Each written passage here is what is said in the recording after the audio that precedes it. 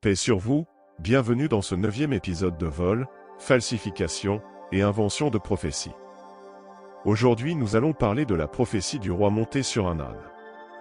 Selon l'évangile de Matthieu, Jésus en montant sur un âne, une prophétie de l'Ancien Testament serait accomplie, il dit donc. Et lorsqu'ils approchèrent de Jérusalem, et qu'ils furent arrivés à Bethphagée, vers le mont des Oliviers, alors Jésus envoya 2 disciples. En leur disant, allez à la bourgade qui est devant vous, et vous trouverez aussitôt une ânesse attachée, et un ânon avec elle, détachez-les et amenez-les-moi. Et si quelqu'un vous dit quelque chose, vous direz, le Seigneur en a besoin, et aussitôt il les enverra. Or ceci arriva, afin que fût accompli ce qui a été déclaré par le moyen du prophète, disant, dites à la fille de Sion, voici, ton roi vient à toi, doux et monté sur un âne, sur le poulain de celle qui porte le joug. Les disciples s'en étant donc allés et ayant fait comme Jésus leur avait ordonné, amenèrent l'ânesse et l'ânon et placèrent sur eux leurs vêtements, et il s'assit dessus. L'auteur cite le 9e verset du chapitre 9 de Zacharie. Mais avant de débuter, éclaircissons quelques points. Cette entrée à Jérusalem est mentionnée par les 4 évangiles, dans Marc au chapitre 11, dans Luc au chapitre 19, et dans Jean au chapitre 12. Seul l'évangile de Matthieu parle de la présence de 2 ânes, une ânesse et un ânon. Alors que les 3 autres parlent d'un ânon. Il faut savoir une chose, quand Zacharie dit monter sur un âne, et sur un poulain d'ânesse, cela ne signifie pas qu'il fait référence à 2 ânes, mais c'est juste une répétition. C'est comme si j'avais dit, je vais voir le chef de l'État, et le chef suprême des armées, cela ne signifie pas que je vais aller voir 2 personnes. C'est aussi l'opinion des interprètes chrétiens qui disent que Zacharie parle d'un seul âne, et non de 2 en ces termes. Les 2 expressions âne et poulain d'ânesse n'indiquent pas 2 animaux différents, cette répétition est conforme aux lois du parallélisme en usage dans la poésie hébraïque. Il n'est pas nécessaire d'admettre que Matthieu 21 du verset 4 au verset 7 exprime une idée différente.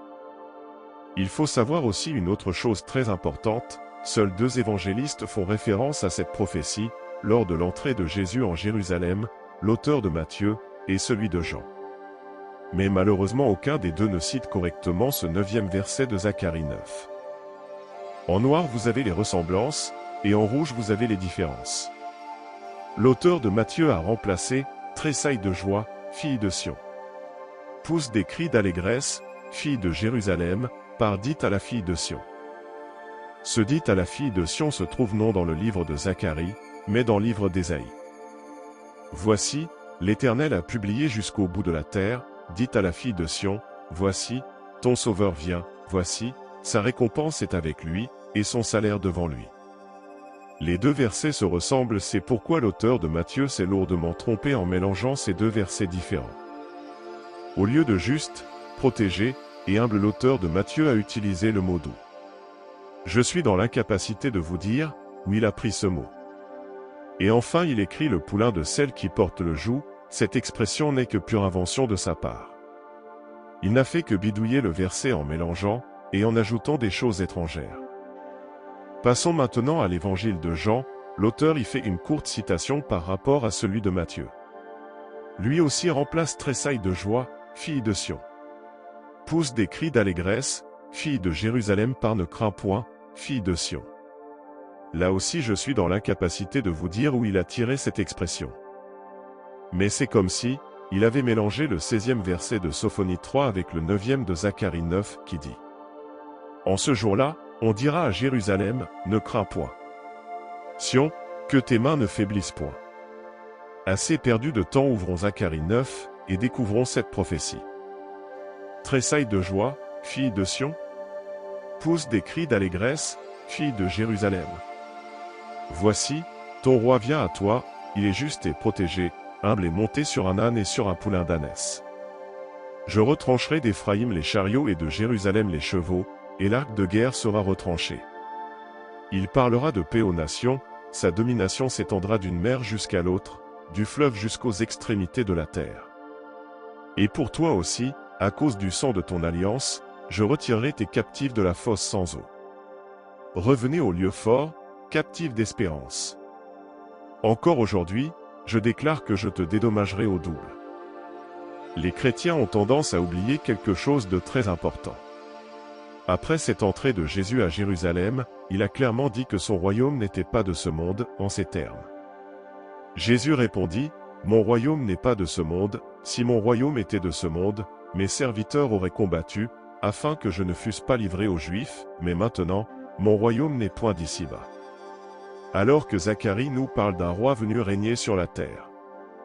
Il dit aussi qu'il parlera de paix aux nations. Alors que Jésus a clairement dit qu'il n'était pas venu apporter la paix sur la terre dans Matthieu 10 et Luc 12.